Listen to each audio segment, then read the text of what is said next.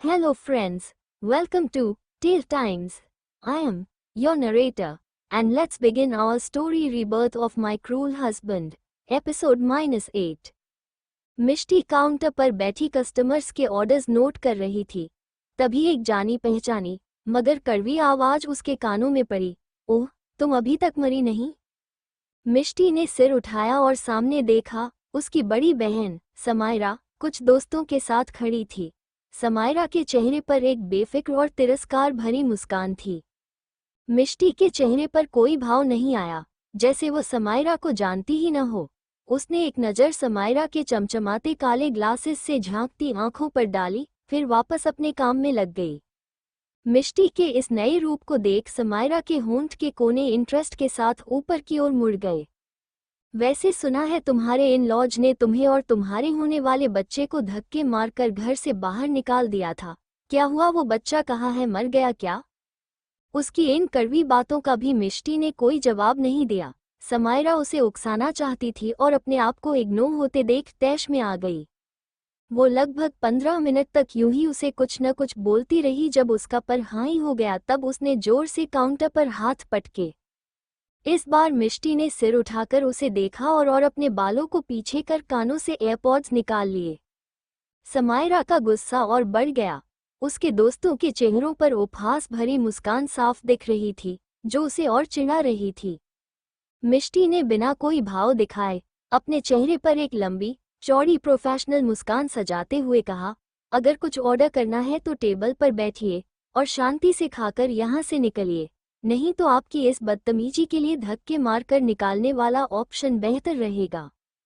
समायरा ने दांत पीसते हुए जवाब दिया, अपनी औकात मत भूलो, मिनटों में मैं ये कैफे और तुम्हें सड़क पर ला सकती हूँ।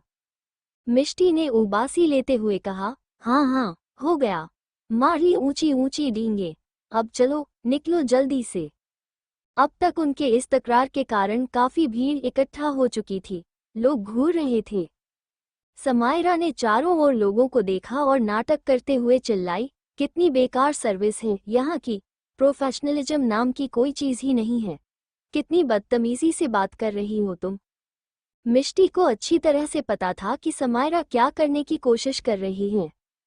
चारों ओर से लोग बातें करने लगे थे और मिष्टी इसे शांत करना चाहती थी।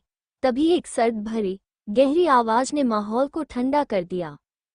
क्या हो रहा है यहाँ?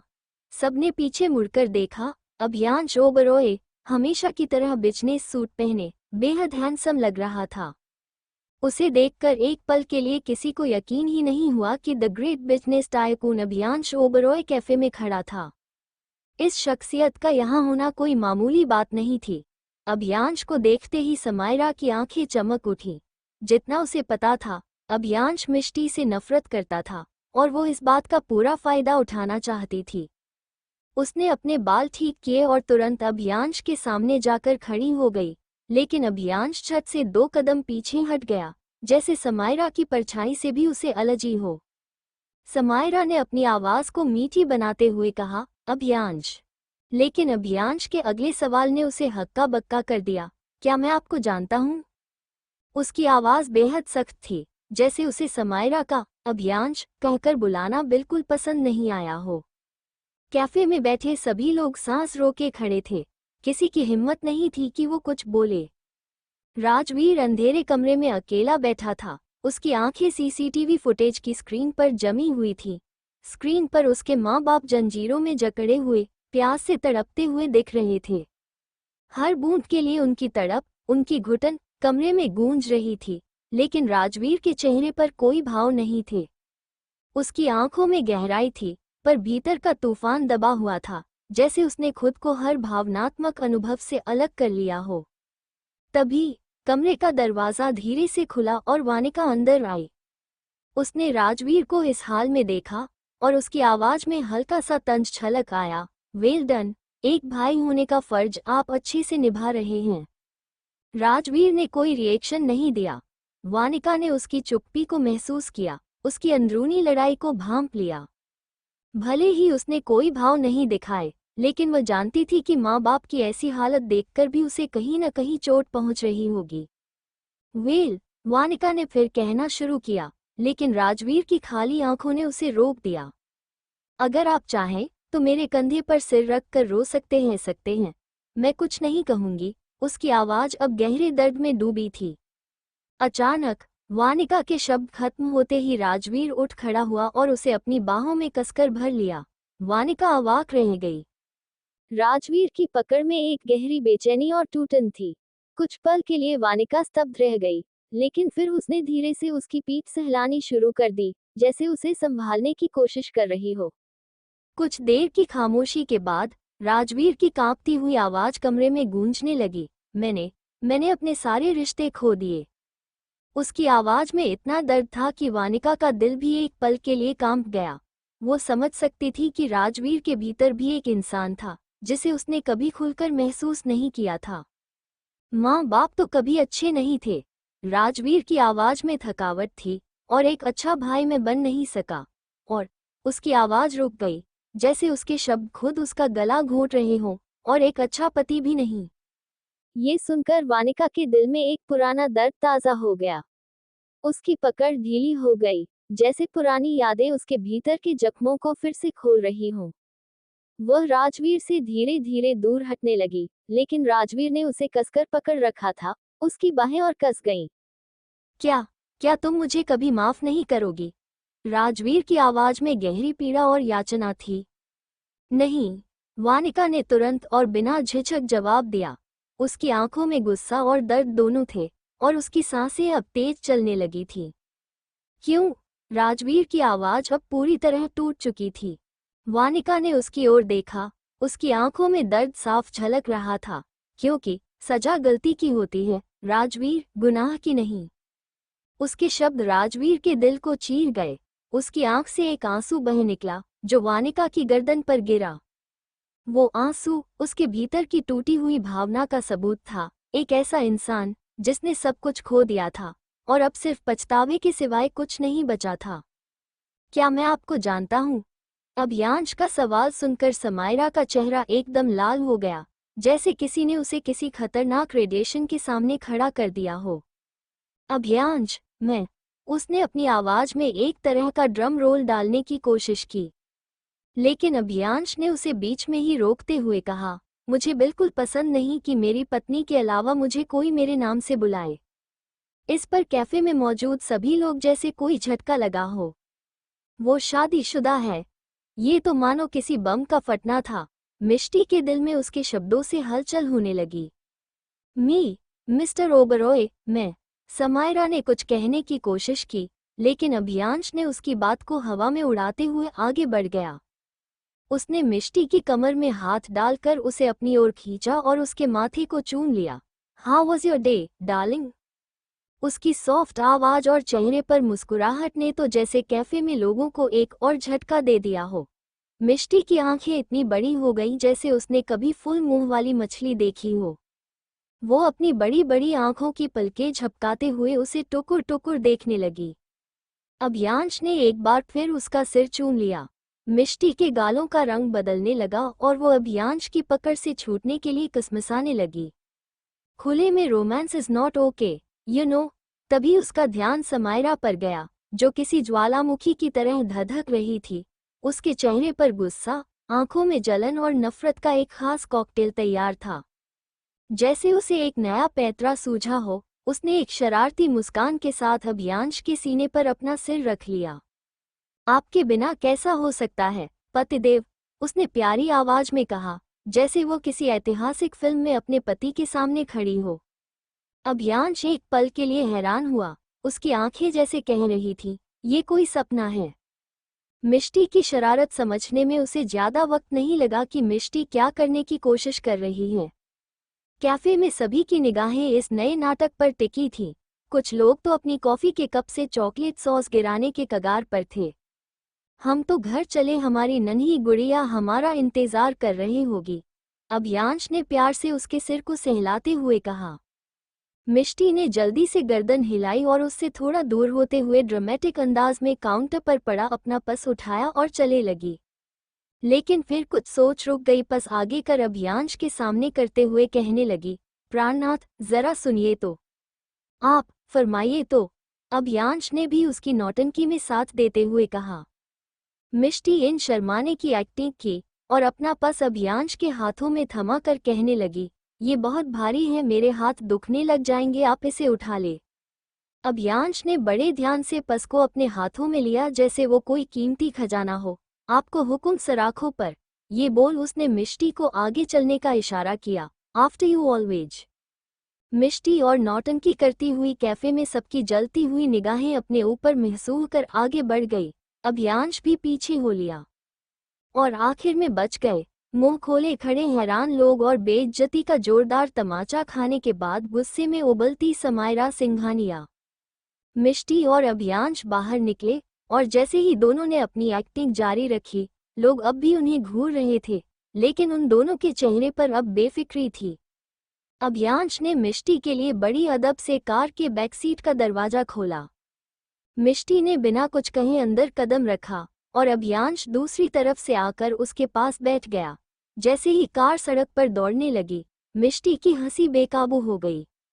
हा, ओह माय, आपने देखा था दी का चेहरा। गॉड, क्या हाल बना हुआ था उसका। मिष्टी की हंसी में एक बेफिक्री और आज़ादी की झलक थी, जैसे एक लंबे बोझ से अचानक छुटकारा मिल गया हो। वो हंसते हुए अपना सिर अभियांश के कंधे पर रख चुकी थी। उसकी हंसी बार बार टूटकर बाहर आ रही थी, जैसे बरसों से दबे हुए जज्बात अब फूट रहे हों। अभियांश उसकी खिलखिलाहट में डूबा, उसकी आंखों में बिखरे उस मासूम हंसी के पल को देखते हुए खो गया था। और आपने जो एक्टिंग की, वो तो हा। मिष्टी कुछ देर तक इसी तरह हंसती रही। हंसते हंसते उसकी आंखों में आंसू तक आ गए। पर धीरे धीरे जब उसकी हंसी थमी, उसने खुद को अभियांश के इतने करीब पाया कि उसे कुछ असहज सा महसूस होने लगा। वो खुद को थोड़ा दूर करने लगी, जैसे कुछ छिपाना चाह रही हो, लेकिन अभियांश ने उसका हाथ थाम लिया और उसे अपने और करीब खींच लिया।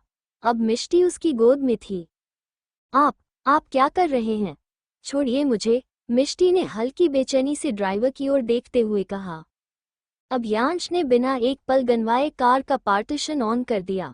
मेरा मन नहीं है तुम्हें छोड़ने का, प्राण सखी, उसने धीमी गंभीर आवाज में कहा और मिष्टी का सिर अपने सीने पर रख लिया, जैसे उसे किसी गहरी शांति में समेट रहा हो। मिष्टी ने कोई विरोध नहीं किया। उसकी आंखें धीरे धीरे बंद हो गईं। बाहर से भले ही वो दिखाने की कोशिश कर रही थी कि सब कुछ सामान्य है, पर भीतर उसका दिल किसी पुरानी याद की परछाई से बुरी तरह कांप रहा था। सालों बाद समायरा को देखकर उसका शरीर जैसे ठंडा पड़ गया था और वह चाहकर भी उस पुराने दर्द से खुद को पूरी तरह बचा नहीं पा रही थी। अभियांश और मिष्टी घर पहुंचे। जैसे ही गेट खुला, मिष्टी जल्दी से कार से निकली और तेजी से अंदर की तरफ भागी, जैसे किसी ने उसे देख लिया हो।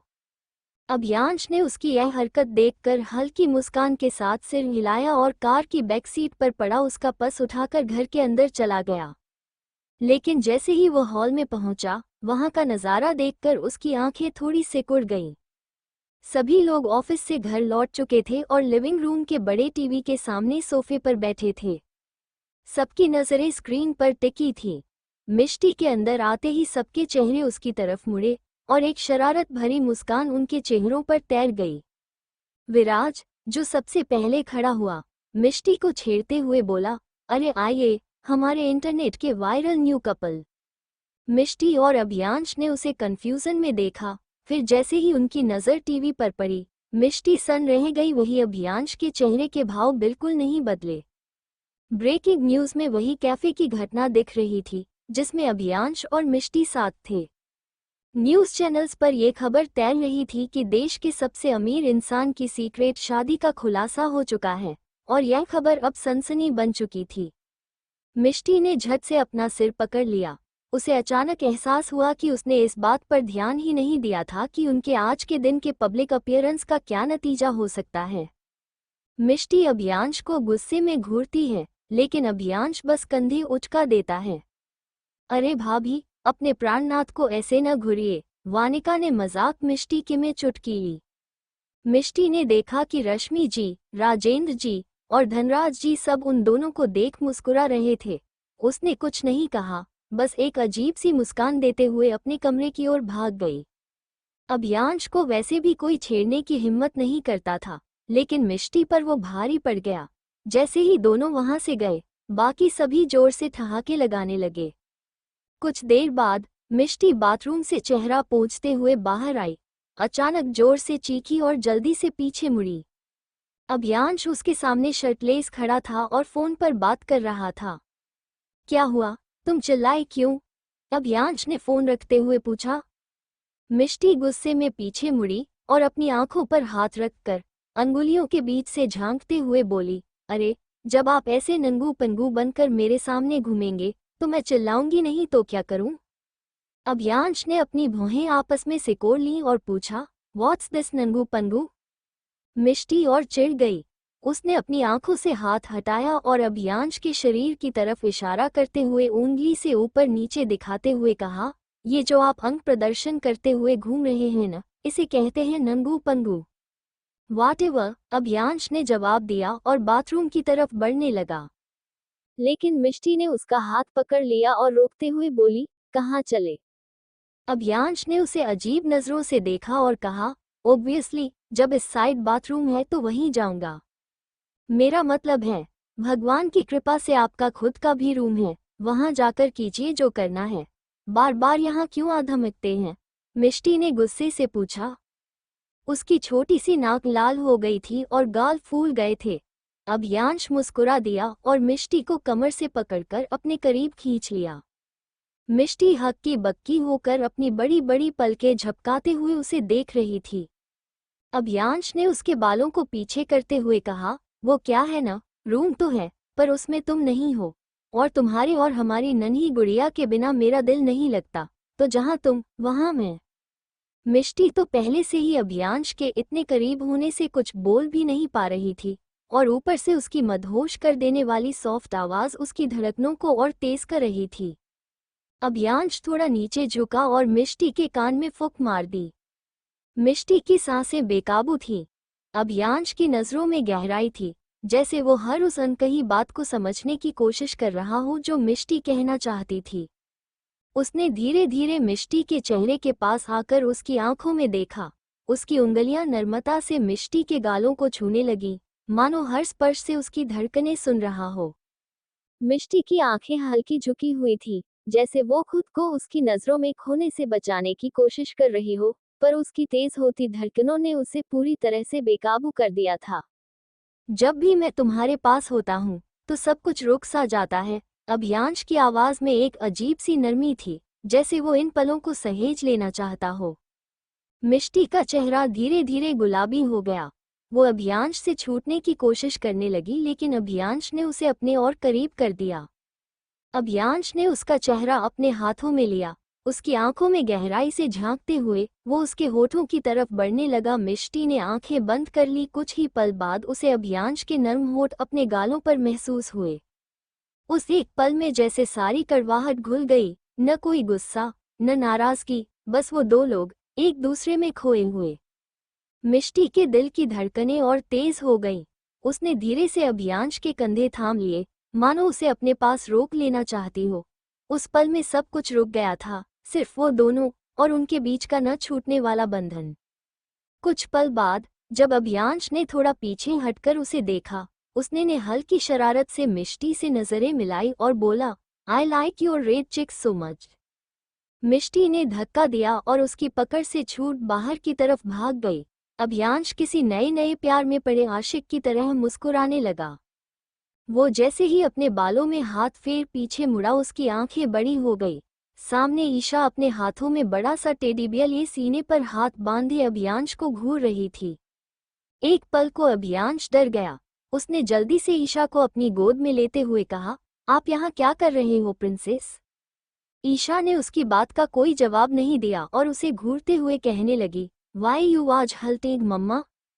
अभियांश उसे कंफ्यूजन में देखने लगा। बट प्रिंसेस, मैंने ऐसा कब किया? मैंने देता यू वाज ईटिंग मम्मा, ईशा ने गुस्से भरी आवाज में कहा।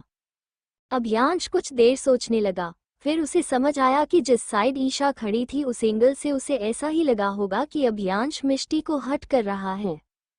उसने अपनी प्यारी सी बेटी को देखा जो इस वक्त अपनी मम्मा के लिए बहुत प्रोटेक्टिव लग रही थी। टेल मी पापा, व्हाई वॉज यू हल्टिंग मम्मा? अभ्यांश को ईशा को सही से गोद में पकड़ा, फिर उसे बालकनी साइड ले जाते हुए समझाने लगा। रुद्राक्ष अपनी बालकनी में खड़ा गार्डन में अवनी को देख रहा था। मिष्टी को उसके बारे में सब कुछ बता दिया गया था, लेकिन मिष्टी जानती थी कि इन सब में अवनी की कोई गलती नहीं थी। इसलिए उसने अर्नव का एडमिशन एक अच्छे स्कूल में करवा दिया था और अवनी को अपने साथ कैफे में काम देने का फैसला किया था। अवनी कल से काम ज्वाइन करने वाली थी और अब वो सिंघानिया विला के गेस्ट हाउस में रहने वाली थी। कुछ सोचते हुए रुद्राक्ष ने अपनी पॉकेट में हाथ डाले और नीचे की ओर बढ़ गया। अवनी गार्डन में बेंच पर बैठकर चांद को निहार रही थी। तुम्हारे घूरने से चांद नीचे नहीं आ जाएगा। रुद्राक्ष की ठंडी आवाज सुनकर वो चौंकी और जल्दी से अपनी जगह से खड़ी होकर सिर नीचे कर लिया। रुद्राक्ष उसे डराना नहीं चाहता था, लेकिन वो ये कहना चाहता था कि वो बैठ सकती है। उसने कुछ नहीं कहा और खुद वहीं बैठ गया जहां अवनी पहले बैठी थी। अवनी उसके सामने किसी छोटे बच्चे की तरह पीछे हाथ बांधे खड़ी थी, जैसे कोई टीचर उसे सजा देने वाला हो। कुछ देर की शांति के बाद रुद्राक्ष बोला, नाम क्या है तुम्हारा? अवनी अपनी मासूम आंखों से उसे देखने लगी। कम सुनाई देता है क्या? पूछ रहा हूँ, नाम क्या है तुम्हारा? उसकी सख्त आवाज सुनकर अवनी थोड़ा डर गई। उसे ये भी समझ नहीं आ रहा था कि जब रुद्राक्ष को उसका नाम पता है तो वह फिर भी क्यों पूछ रहा है। फिर भी उसने लड़खड़ाती आवाज में कहा, अवनी, हम शादी हो चुकी है। रुद्राक्ष का ये सवाल सुनकर अवनी उसे अजीब नजरों से देखने लगी। और तुम्हें इससे क्या लेना देना? यह आवाज सुनकर रुद्राक्ष की आंखें बड़ी हो गईं। उसने जल्दी से खड़ा होकर सामने देखा, जहां मिष्टी अपने हाथ बांधे खड़ी उसे घूर रही थी। रुद्राक्ष सबकाया और इधर उधर देखते हुए कहने लगा, जस्ट जनरल नॉलेज। मिष्टी ने रुचि के साथ उसे देखा और वहां बैठ गई जहां थोड़ी देर पहले रुद्राक्ष बैठा था। और आप इस जनरल नॉलेज का क्या करेंगे, बताइए? रुद्राक्ष ने जबरदस्ती मुस्कुराया, लेकिन उसने मिष्टी की बात का कोई जवाब नहीं दिया। अवनी उसे हैरानी से देख रही थी।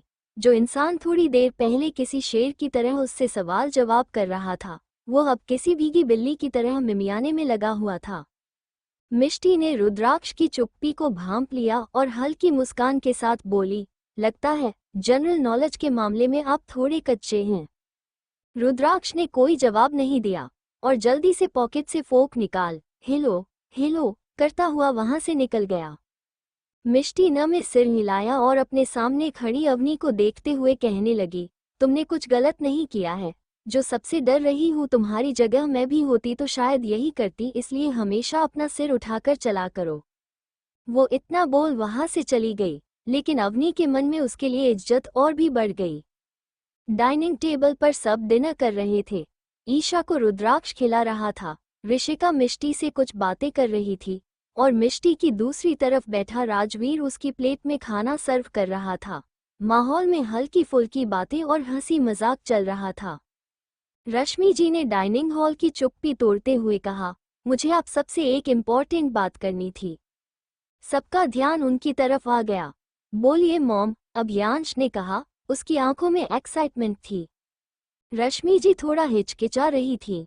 धनराज जी ने उन्हें हिम्मत देते हुए कहा, जो भी कहना चाहती हो वो आराम से कहो बेटा, इसमें इतना सोचना क्या। वो पापा, हमने वानिका के लिए लड़का देखा था, कह रहे थे कि बस एक बार वो उससे मिल लेती तो अच्छा होता। उनकी बात सुनकर वानिका के खाना खाते हाथ रुक गए। उसकी नज़र सामने गई और राजवीर का चेहरा एकदम काला पड़ चुका था। उसके माथे की नसें तनी हुई थीं, जैसे वो बहुत मुश्किल से अपने गुस्से को रोक रहा हो। एक पल के लिए वानिका उसके इस रूप से डर गई, फिर कुछ सोचकर उसके चेहरे पर शरारत भरी मुस्कुराहट आ गई। डाइनिंग टेबल पर एक अजीब सी शांति छा गई थी और सब वानिका के कुछ बोलने का इंतजार कर रहे थे। उस शांति को तोड़ते हुए वानिका ने मुस्कुराते हुए कहा, क्यों नहीं मॉम, जैसा आप कहें। इनफैक्ट मैं तो कहती हूँ कल ही मीटिंग फिक्स कर दीजिए। इतना कहकर वो उठी और आगे कहने लगी, ओके, मेरा खाना हो गया, गुड नाइट एवरीवन। ये बोल उसने रुद्राक्ष की गोद में बैठी ईशा के गाल चूमे और वहां से चली गई। वहां बैठे सभी हैरान थे। ये पहली बार था जब शादी की बात सुनकर उसने इतना नॉर्मल बिहेव किया। नहीं तो वो हमेशा किसी बम की तरह सब पर बरस पड़ती थी। अभियांश ने राजवीर का चेहरा देखा और कुछ सोचकर उसके चेहरे पर न दिखने वाली स्माइल आ गई। बेशक उसे अपनी बहन का ये अंदाज बेहद पसंद था। ईशा जो कब से ये सब कुछ बहुत ध्यान से देख रही थी, वो अपनी तोतली आवाज में बोली, मुझे भी लड़का चाहिए। उसकी इस बात पर सब पहली तो हैरान हुए, फिर एक साथ हंस पड़े, लेकिन अभियांश के अंदर का प्रोटेक्टिव फादर जाग गया। उसने ईशा को अपनी गोद में लिया आए कहने लगा, नो प्रिंसेस, आपके पास जब तक पापा है आपको किसी लड़के की जरूरत नहीं। ओके बेटा। ईशा ने किसी अच्छे बच्चे की तरह गर्दन ऊपर नीचे हिला दी। गुड गर्ल, ये कहते हुए अभ्यास ने उसके माथे को चूम लिया और अपनी प्लेट में से उसे खिलाने लगा। सबने न में सिर हिला दिया। अभियांश और उसका ओवर प्रोटेक्टिव नेचर इससे सब वाकिफ थे। डिनर के बाद सब अपने अपने कमरों में चले गए। वानिका ने एक रिलैक्सिंग शावर लिया और बाथरोब पहने हुए अपने बालों को तौलिए से पोंछते हुए बाथरूम से बाहर निकली। वो अपने ड्रेसिंग टेबल के सामने खड़ी होकर लोशन लगाने लगी। अचानक उसकी नज़र मिरर में अपने बेड पर बैठे राजवीर पर पड़ी, जो उसे बड़े आराम से घूर रहा था। उसकी यह हरकत देख वानिका गुस्से में पीछे मुड़ी और चिल्लाई, बस ऑफ। राजवीर ने उसकी बात का कोई जवाब नहीं दिया, बस उसकी बाथरोब से झांकती पतली टांगों को बड़े एतबार से देखने लगा। वो धीरे धीरे खड़ा हुआ और उसके करीब आने लगा। वानिका ने उसे गुस्से में घूरते हुए फिर कहा, मैंने कहा निकलो यहाँ से। राजवीर उसके और करीब आकर बोला, तुमने है क्यों कहा, बेबी गर्ल। उसका सवाल सुनकर वानिका के होठों के कोने हल्के से ऊपर की ओर मुड़ गए। वो वापस ड्रेसिंग टेबल की तरफ मुड़ी और लोशन लगाने लगी। क्यों मिस्टर सिंघानिया को जलन हो रही है?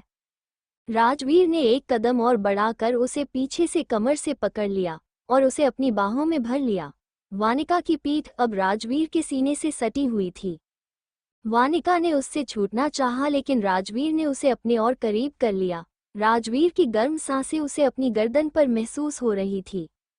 वानिका की सांसें तेज हो रही थी और उसने खुद को कंट्रोल में रखने की भरपूर कोशिश की, लेकिन राजवीर की बाहों का घेरा और भी कसता जा रहा था। उसने हल्के से हाथ आगे बढ़ाकर उसे दूर धकेलने की कोशिश की। राजवीर, छोड़ो मुझे। राजवीर उसकी बात सुनकर हल्का सा मुस्कुराया। उसकी आंखों में शरारत थी।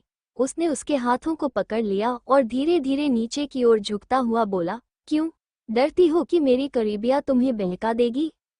वानिका ने उसकी इस बात पर झुंझलाते हुए जवाब दिया, मैं किसी से नहीं डरती। आप समझते क्यों नहीं? ये सब यूं।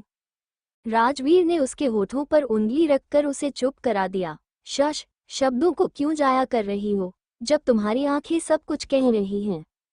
वो पीछे हटने की कोशिश में मचल उठी, लेकिन उसके मजबूत हाथों ने उसे और करीब खींच लिया। उसके करीब आते ही राजवीर ने उसकी गर्दन को अपने होठों से हल्के से छू किया, जिससे वानिका की सांसें और भी बेकाबू हो गईं। उसने आंखें बंद कर लीं, खुद को उसकी गिरफ्त से छुड़ाने की कोशिश करते हुए बोली, राजवीर, छोड़ो मुझे। छोड़ तो दूं, राजवीर ने कहा। उसकी आवाज में एक शरारत थी, पर मुझे पता है कि तुम भी नहीं चाहती कि मैं जाऊं। वानिका ने अपने चेहरे को दूसरी तरफ मोड़ लिया, लेकिन राजवीर ने उसकी ठुड्डी को हल्के से पकड़कर उसकी आंखों में गहराई से देखा। कितना भी रेजिस्ट करो बेबी गर्ल, पर ये जो तुम्हारी धड़कनों की रफ्तार है, ये तो सब बयां कर रही हैं। वानिका ने फिर से खुद को छुड़ाने की कोशिश की, पर उसकी नजरों में उसकी अपनी भावनाएं ही उसे धोखा दे रही थीं। राजवीर ने धीरे धीरे अपने होठों को उसके करीब लाते हुए फुसफुसाया, कभी कभी लगता है बस तुम्हें यूं ही अपनी बाहों में थामे रहूं, लेकिन राजवीर। इससे पहले कि वो कुछ कह पाती, राजवीर ने उसे कमर से पकड़ वैनिटी टेबल पर बिठा दिया और उसके होठों पर अपने होठ रख दिए। वानिका का सारा कंट्रोल जैसे उस पल में हवा हो गया। राजवीर की बाहों की गर्मी ने उसकी सोच को धुंधला कर दिया था। उसने अपनी पलकों को झुकाया और राजवीर की मजबूत बाहों का घेरा उसे और भी खींचने लगा। राजवीर ने उसके चेहरे को अपने हाथों में लिया और किस डिपेंड कर लिया। उनका किस धीरे धीरे इंटेंस होता गया। वानिका की सांसें तेज हो गईं, लेकिन उसने खुद को पीछे हटने नहीं दिया। उसके हाथ राजवीर के बालों में उलझ गए और उसने अपनी बाहें कसकर उसके गले में डाल दी। राजवीर की उंगलियां उसकी पीठ पर फिसलने लगी। उसकी छुअन वानिका के हर हिस्से को जगा रही थी, जैसे उनके बीच का फासला पूरी तरह खत्म हो गया था और इस पल में दोनों एक दूसरे में खो गए थे। वानिका की तरफ से कोई रिस्पॉन्स नहीं मिलने पर राजवीर ने उसकी कमर पर जोर से चिमटी काटी। वानिका ने उसे गुस्से में घूर कर देखा। Stop resisting and give response baby girl, Rajveer ने किस के बीच कहा। लेकिन अगले ही पल उसने दर्द से कसकर आंखें बंद कर ली जब वानिका ने उसके होठों पर बाइट किया। यू आर सो हॉट, ये बोलते हुए उसने वानिका को अपने और करीब किया। वानिका ने अपने पैर उसकी कमर पर लपेट लिए। राजवीर बिना किस ब्रेक किए उसे बेड की तरफ लेकर चला गया। वानिका को बेड पर लिटाकर वो उसके ऊपर आ गया और उसे बहुत पैशनेटली किस करने लगा। थोड़ी देर बाद जब वानिका को सांस लेने में दिक्कत हुई तब उसने उसके होठों पर स्मूच करते हुए धीरे से छोड़ दिया। उसके छोड़ते ही वानिका गहरी गहरी सांसें लेने लगी। सांसें तो राजवीर की भी गहरी थी। अपनी सांसें संभालते हुए वो अपनी नशीली आंखों से वानिका को देखने लगा। लाल चेहरा, फड़फड़ाती पलकें, माथे पर पसीने की बूंदें, ऊपर नीचे होता उसका सीना और सांस लेने के लिए खुल बंद होते उसके सुर्ख लाल होठ। इस वक्त वो हद से भी ज्यादा टेम्पटिंग लग रही थी। राजवीर उसके बाथरोब को थोड़ा नीचे खिसकाते हुए उसके कंधों पर किस करने लाग। वानिका ने कसकर उसे पकड़ लिया। अपने होठों वानिका की सुराही सी गर्दन पर फिराते हुए वो उसके जॉलाइन पर किस करने लगा। वानिका पूरी तरह से मदहोश हो चुकी थी और उसके हाथ राजवीर के बालों में कसते जा रहे थे। वो राजवीर को अपने और काफी खींचने की कोशिश कर रही थी। राज, वो हल्के से चिल्लाई। राजवीर उसकी गर्दन पर लव बाइट्स दे रहा था और वानिका के मुंह से अपना नाम सुन उसके चेहरे पर सेटिस्फैक्शन भरी स्माइल आ गई।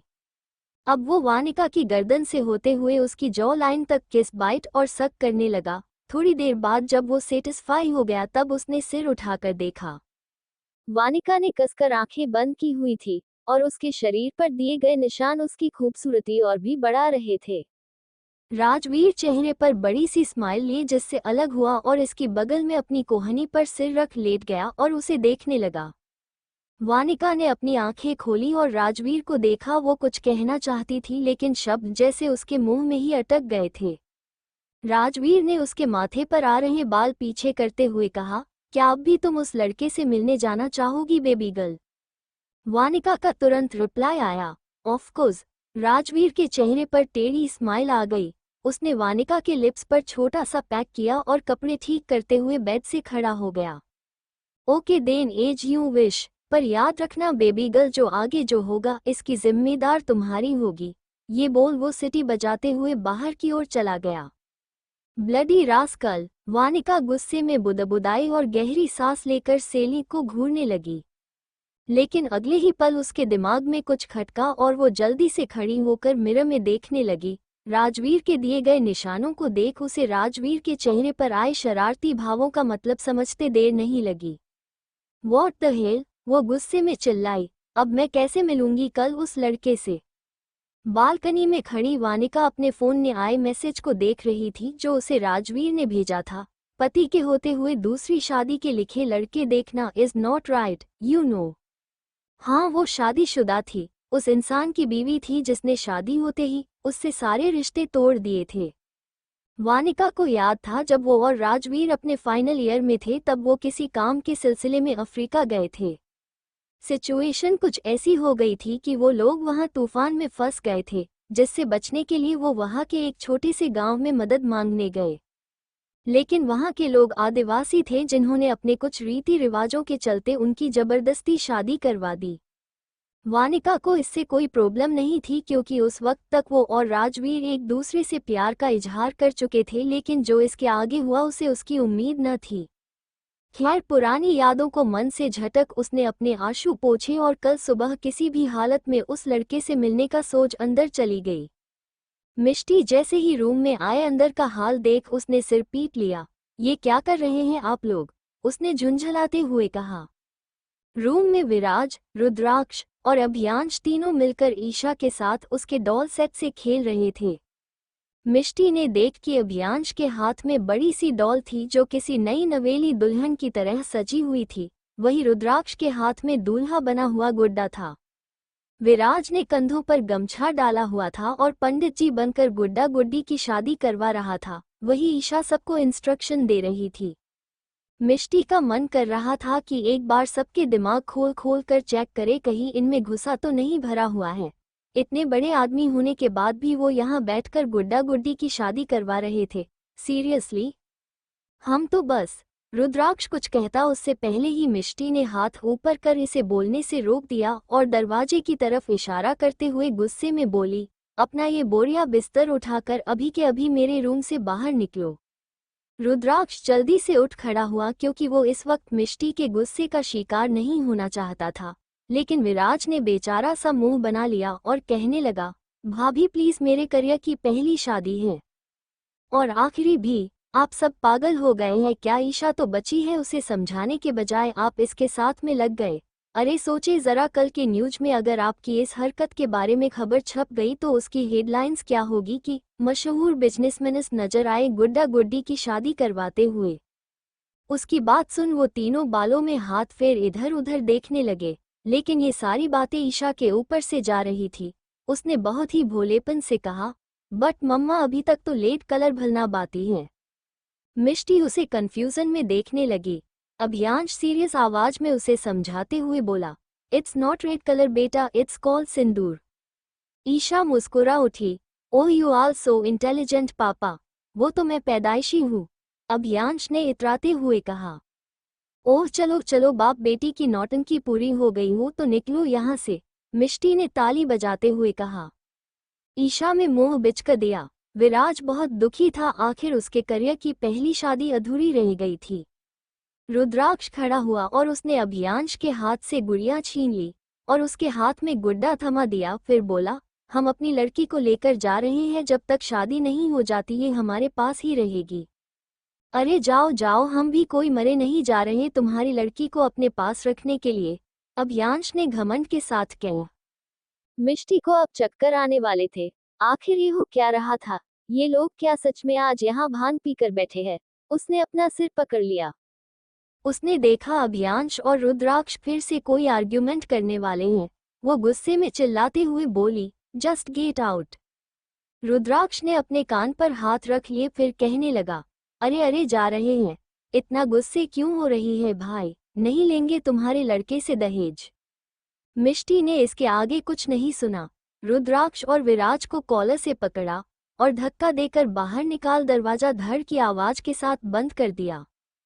उसने गहरी सांस ली और खुद को शांत करने की कोशिश की, लेकिन जैसे ही उसने पीछे मुड़कर देखा उसे वापस गुस्सा आने लगा। ईशा और अभियांश बहुत सीरियस होकर उस गुड्डे के कपड़े चेंज करते हुए शादी की रस्मों और दहेज की बात कर रहे थे। मैं वापस आऊं तब तक अगर मुझे यहाँ अगर सब कुछ साफ नहीं मिला तो मैं आप दोनों को इस रूम से साफ कर दूंगी। Got it? मिष्टी के गुस्से में पूछने पर अभियांश और ईशा ने किसी मासूम बच्चे की तरह हाँ में सिर हिला दिया। मिष्टी पैर पटकती हुई बाथरूम में चली गई और पीछे अभियांश और ईशा सारा रायता समेटने में लग गए।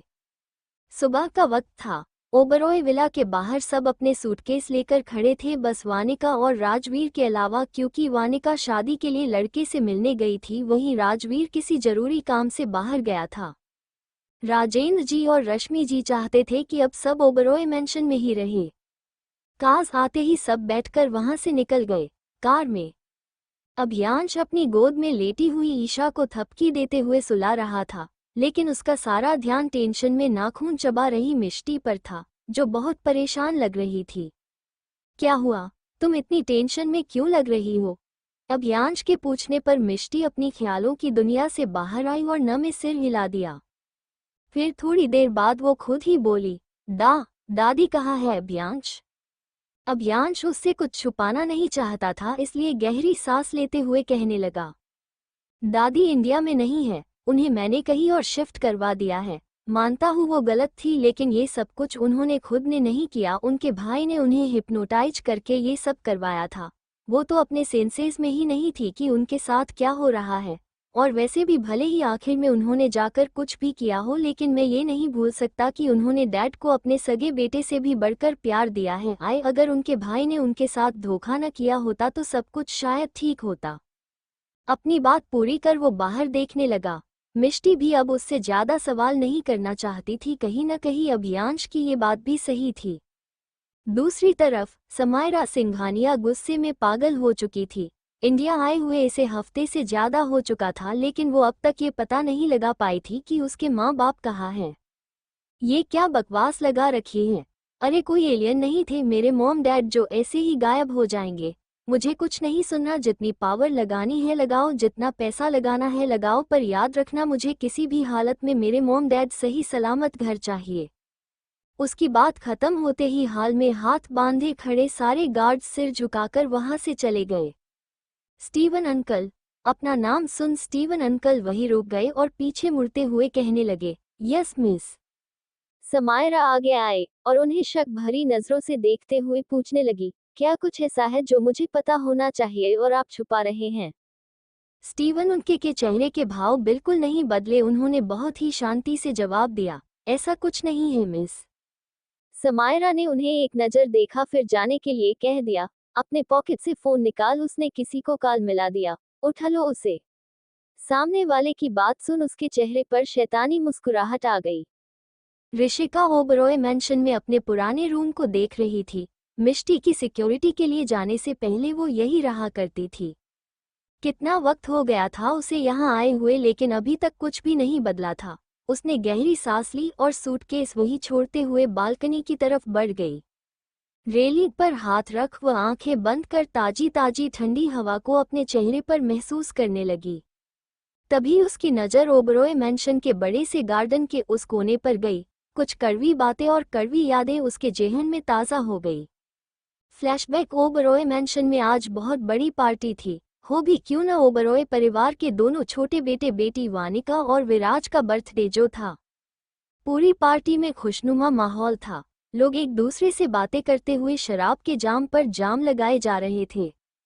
अपनी सिक्योरिटी की ड्रेस पहने गार्ड्स को इंस्ट्रक्शंस दे रही ऋषिका का चेहरा खुशी से चमक रहा था। आज बहुत हिम्मत जुटाने और कश्मकश में उलझे रहने के बाद वो विराज से अपने एक तरफा प्यार का इजहार करने वाली थी। उसकी नज़र बार बार विराज पर जा रही थी, जो अपने दोस्तों से घिरा हुआ उनसे हंसते हुए बातें कर रहा था। तभी उसके फ़ोन में कोई मैसेज आया और चेक करता हुआ वो अंदर की तरफ चला गया। ऋषिका को ये मौका सही लगा। वो जल्दी से विराज के पीछे चली गई। विराज टेरेस पर गया था, वो भी धीमे कदमों से उसके पीछे बढ़ गई। हिम्मत जुटाकर जैसे ही वो कदम आगे रखने वाली थी, अपने नाम का जिक्र सुन इसके कदम वही ठहर गए। Yes your security head is so hot यार। ये विराज के दोस्त की आवाज थी। ऋषिका ध्यान से सुनने की कोशिश करने लगी। कुछ देर तक कोई आवाज नहीं आई, फिर अचानक से कोई बोला, तू कभी सोया नहीं है क्या उसके साथ? यार क्या लगती है? ऋषिका का दिल घबराने लगा। लोग उसके बारे में क्या बात कर रहे थे इससे उसे कोई फर्क नहीं पड़ता था। उसमें इतनी काबिलियत थी कि वो उन्हें सबक सिखा सके। लेकिन जिसका उसे डर था वो बात ये थी, जो वो सोच रही थी वो सच न हो।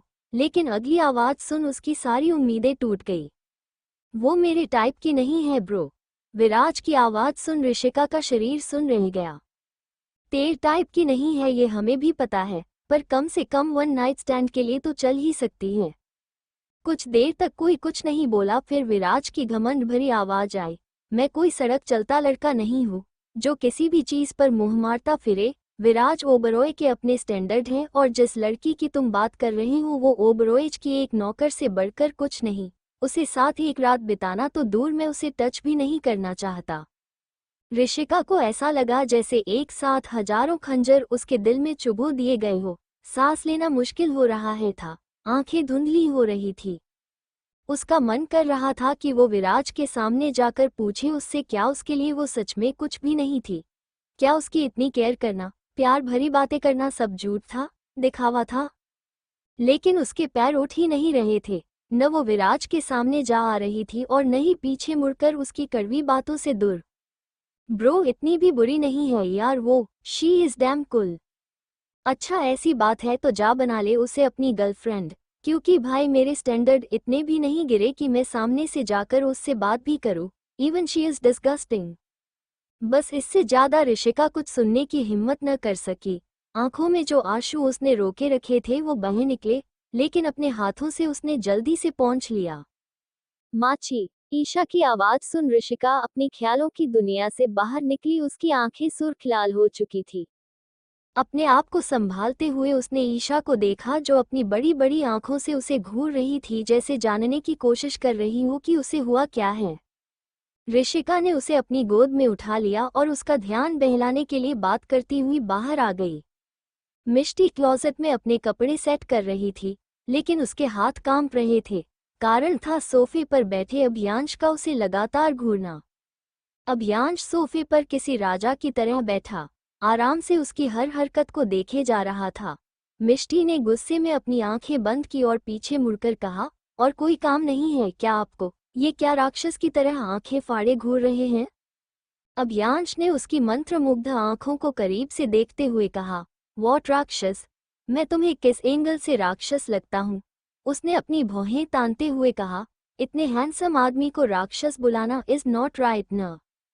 मिष्टी ने कमर पर हाथ बांध लिए और उसे ऊपर से नीचे तक घूरते हुए कहने लगी, किस एंगल से क्या? आप हर एंगल से राक्षस हो। और कंपनी बेच दी है क्या? ऑफिस नहीं जाना? अभियांश अपनी जगह से उठा और मिष्टी के बेहद करीब आकर खड़ा हो गया। मिष्टी पीछे हटने की कोशिश करने लगी, लेकिन अभियांश ने उसकी कमर में हाथ डाल उसे अपने करीब खींच लिया। उसकी नजरों में वो आकर्षण था जो मिष्टी को हमेशा कंट्रोल कर देता था। अभियांश उसकी आंखों को मंत्रमुग्ध होकर देखता रहा। उसकी आंखें धीरे धीरे उसकी नुकीली नाक पर टिक गईं, जो गुस्से के कारण हल्की लाल हो गई थी। मिष्टी के गाल शायद प्रेगनेंसी के कारण थोड़े चबी हो गए थे, जिससे वो और भी क्यूट लग रही थी। अभियांश ने अपनी निगाहें नीचे नहीं गिरने दी, क्योंकि वह जानता था कि अगर उसकी नज़र मिष्टी के उन प्लम लिप्स पर पड़ी तो वह अपनी डिजायर्स को कंट्रोल नहीं कर पाएगा।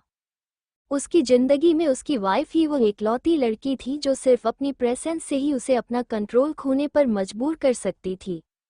ऑफिस तो जाना है, अभियांश ने धीरे से कहा, पर तुम्हारे बिना वहां मन नहीं लगता।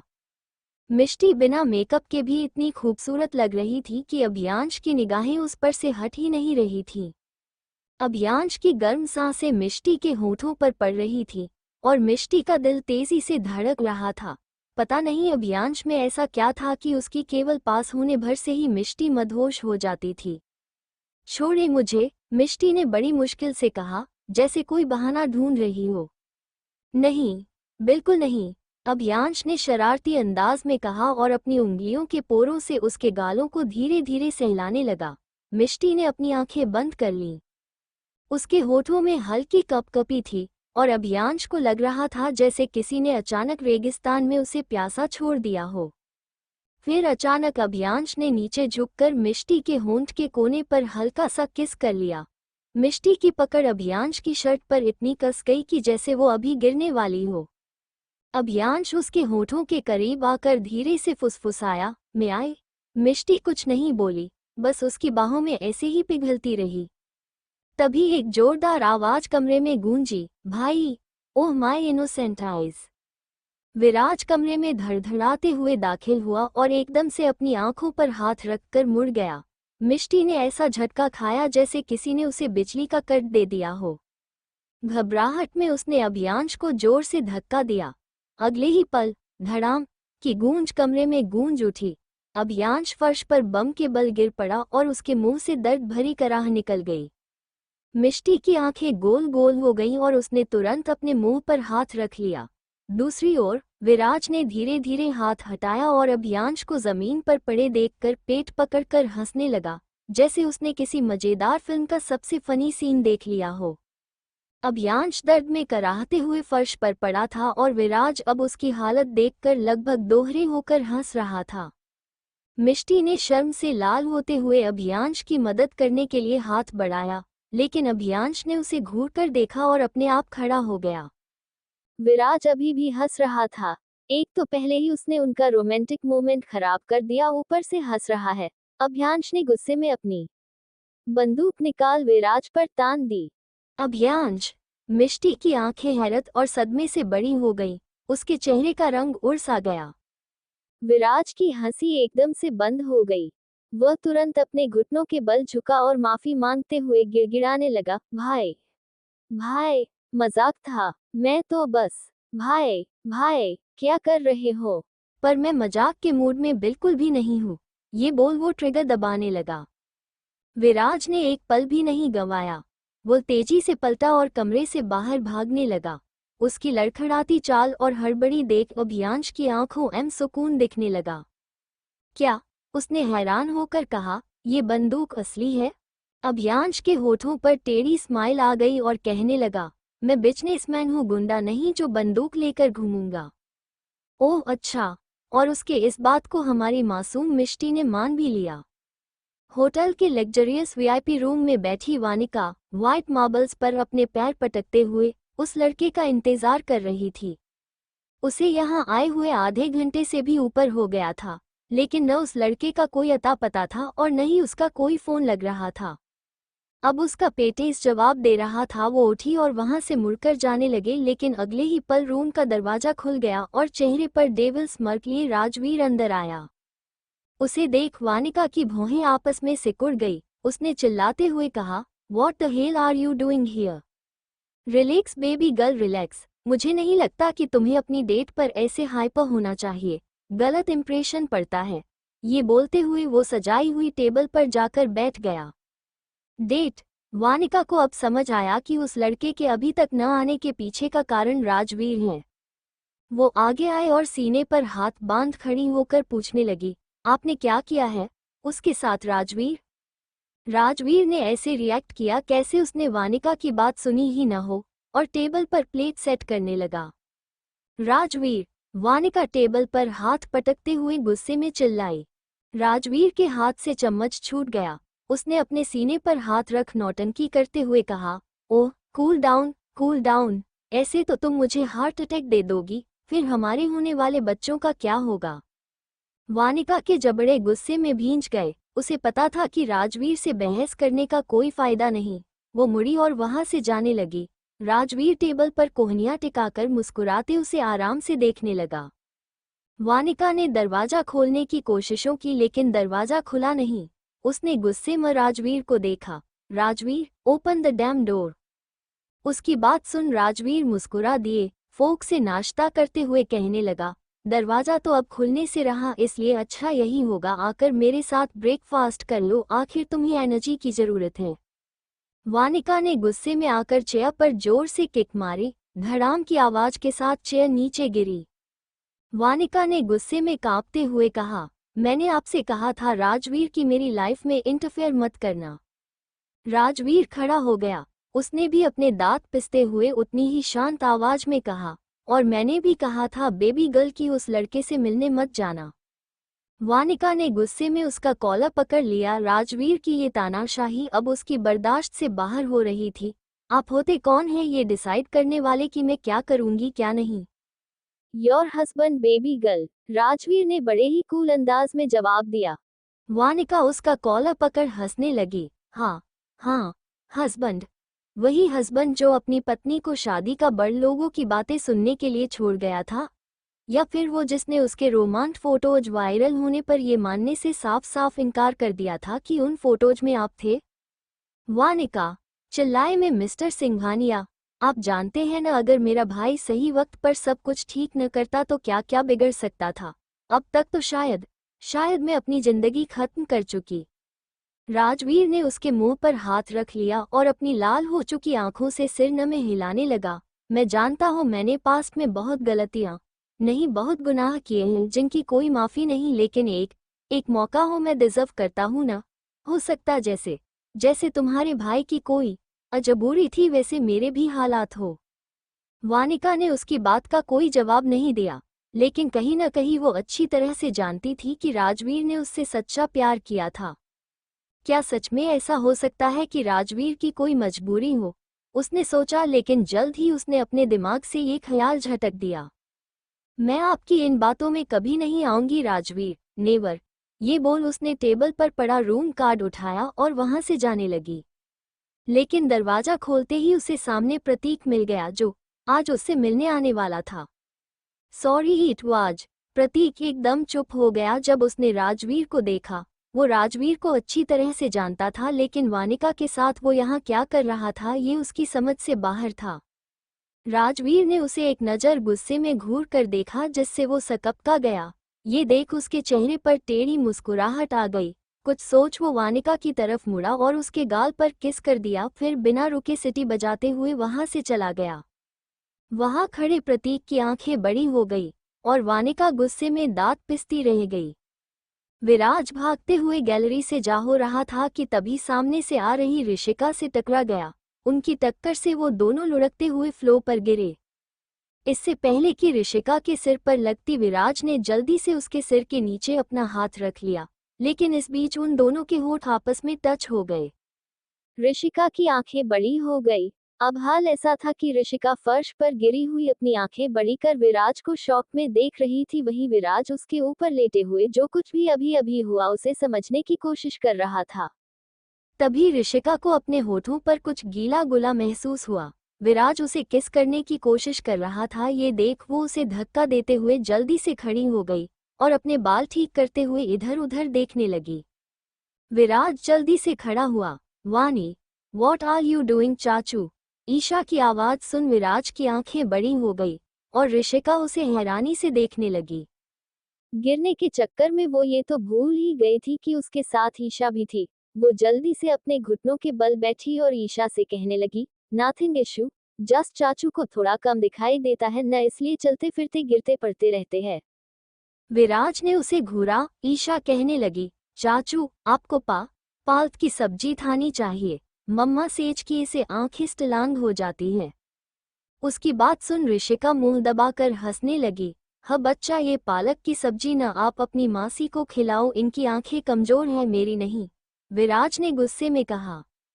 ऋषिका गुस्से में खड़ी हुई और अंगुली दिखाकर कहने ही वाली थी कि एक लड़की आके अचानक से विराज चिल्लाते हुए उसके गले लग गई।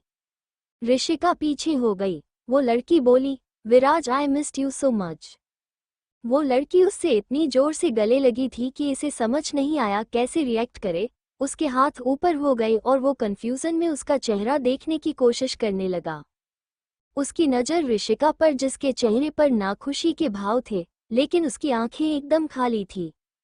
उस लड़की ने पीछे हटते हुए विराज के गालों को अपने हाथों से थाम लिया। उसकी आंखों में खुशी और मेकअप से पोते हुए चेहरे पर एक बड़ी सी मुस्कान थी।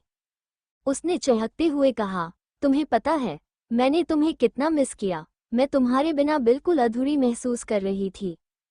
विराज की आंखें अब भी हैरानी और कंफ्यूजन से भरी थीं।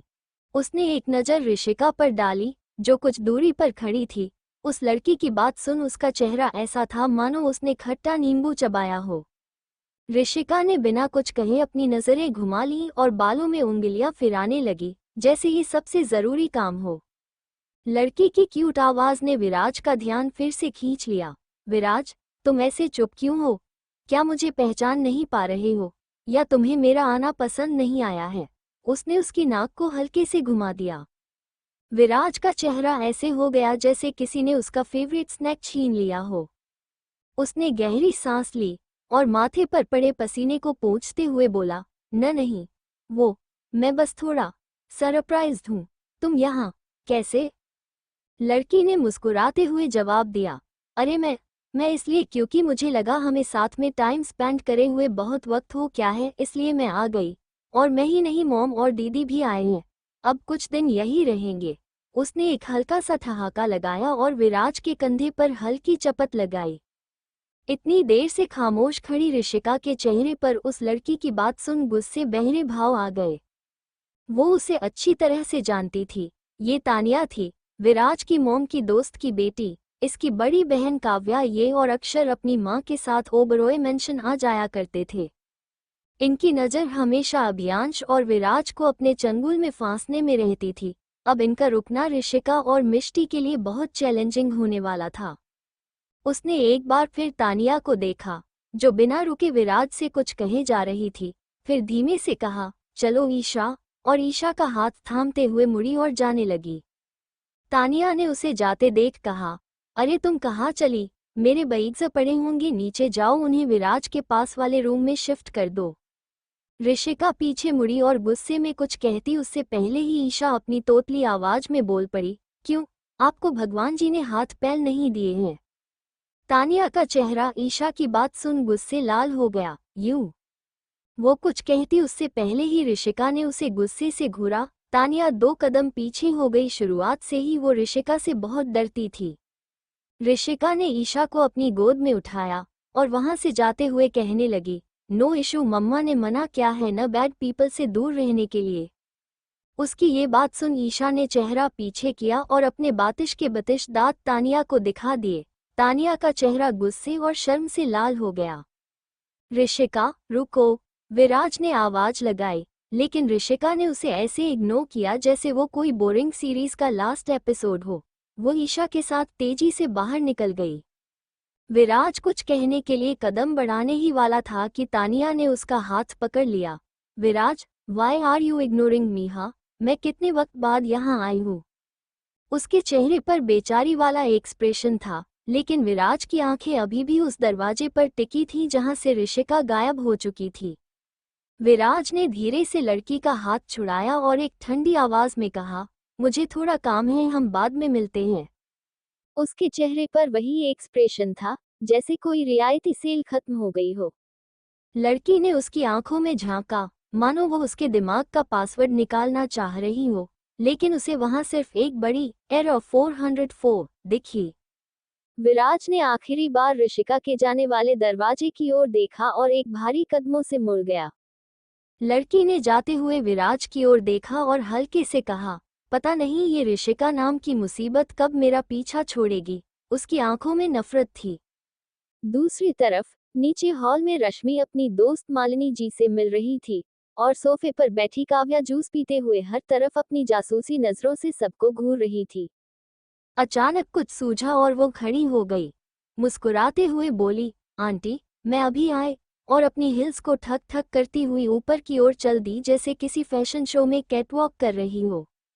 उधर वानिका मिष्टी के साथ बैठी गुस्से में चिप्स ऐसे चबा रही थी मानो वही चिप्स उसकी सारी तकलीफों के दोषी हों। वो मिष्टी को बता रही थी कि कैसे प्रतीक के लेट होने की वजह से उसकी डेट एक डिजास्टर बन गई, सिवाय राजवीर के जिक्र के। उनकी बातें अभी चल ही रही थी कि तभी ऋषिका कमरे में पैर पटकते हुए आई, ईशा को गोद में लिए। उसके चेहरे का एक्सप्रेशन ऐसा था जैसे किसी ने उसके फेवरेट पिज्जा का आखिरी टुकड़ा छीन लिया हो। मिष्टी ने मुस्कुराते हुए ताना मारा, क्या हुआ? तुम्हारे चेहरे का फ्यूज कैसे उड़ा? वानिका ने भी अपनी नजरें घुमाते हुए उसको ध्यान से देखा, जबकि ईशा आराम से वानिका के पास बैठकर चिप्स का लुत्फ लेने लगी। ऋषिका ने जबरदस्ती मुस्कुराते हुए कहा, अगर मैंने बताया तो तुम्हारे फ्यूज क्या चेहरे की पूरी लाइट उड़ जाएगी। ऐसा क्या हुआ? वानिका ने आंखें बड़ी करते हुए पूछा। ऋषिका ने ड्रामे से भरे अंदाज में एक टीवी एंकर की तरह हाथ नचाते हुए कहा, ज्यादा कुछ नहीं, बस मालिनी आंटी अपनी दोनों होनहार पुत्रियों के साथ यहाँ पधारी हैं। शॉर्ट में कहूँ तो मिष्टी, तुम्हारी सौतन, इस घर में आधिकारिक तौर पर एंट्री ले चुकी है। मिष्टी पहले तो कंफ्यूज हुई, लेकिन जैसे ही उसे मालिनी आंटी का जिक्र याद आया, उसने नाटकीय अंदाज में अपना माथा पीट लिया और बेचारी सी आवाज में बोली, मतलब एक और सिरदर्द। लेकिन वानिका खुशी से बेड पर कूद पड़ी। ओह माय गॉड, अब घर में सिर्फ ड्रामा ही ड्रामा, पति, पत्नी और वो वाली कहानी। वाह, मेरी तो लाइफ मसालेदार हो गई। ईशा, जो ये सब बड़े ध्यान से सुन रही थी, अचानक मिष्टी का चेहरा अपने नन्हे हाथों में थामते हुए भोली सी आवाज में पूछ बैठी, मम्मा, चौतन क्या होता है? मिष्टी और वानिका ने एक दूसरे की तरफ देखा और फिर एक साथ ठहाके मारकर हंस पड़ी, जैसे किसी ने दुनिया का सबसे मजेदार जोक सुना दिया हो। मिष्टी ने अपने माथे पर हाथ मारते हुए कहा, ईशा बेटा, ये बातें आपके किसी काम की नहीं हैं।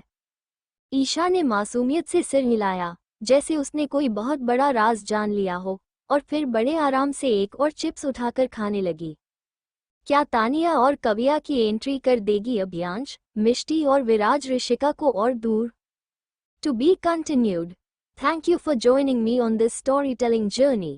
If you enjoyed today's story, Make sure to give this video a thumbs up and share it with your friends. Don't forget to hit the subscribe button and the bell icon so you never miss an update. We have many more exciting stories coming your way, and trust me, you won't want to miss them. Until next time, keep dreaming and keep believing in the magic of stories. See you in the next video.